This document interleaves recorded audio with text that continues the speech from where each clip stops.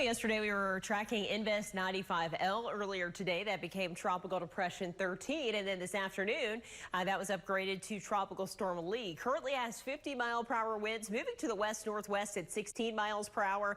And that is forecast to become a major Category 4 hurricane here by the end of the week. Now, we'll still be in the Atlantic during that time frame, but it will approach the eastern Caribbean. And some of those islands may have to keep an eye out for this storm. And eventually, Bermuda, early indications are that it should take a turn to the north and get picked up by a trough on the east coast later in the time frame, but that's not set in stone yet. So we'll have to continue to watch this, especially for areas along the east coast. Not going to be a threat to the Gulf of Mexico, though. Meanwhile, we have two other waves, one with a moderate chance of development. This is sitting off the coast of Africa that's headed into the Atlantic as well. We could see this possibly become a depression or storm. So the next storm that we get, tropical storm, will be named Margot, followed by Nigel and eventually Ophelia. So we are continuing to head towards that peak of hurricane season, that climatological peak. By the way, we snuck in a 100-degree high temperature today. That's actually the 4th in September and our 42nd day since June. So we are continuing to add to this, and it looks like we're going to get at least a couple of more in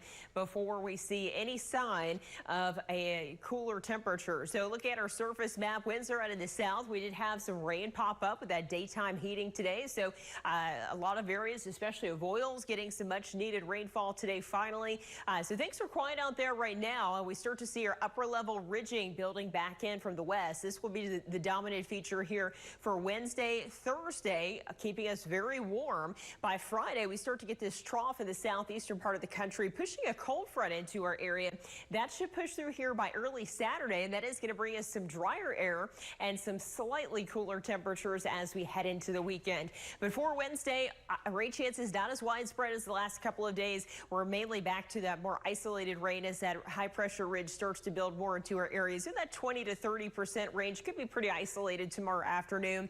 Most of it is picking up those lower amounts, but if we do happen to get any thunderstorms out there, some locally higher amounts there, of course, and that 1 to even 3-inch range like we've seen the last couple of days. So putting futurecasts into motion, we're likely to see a little patchy fog out there tomorrow morning, areas of low clouds.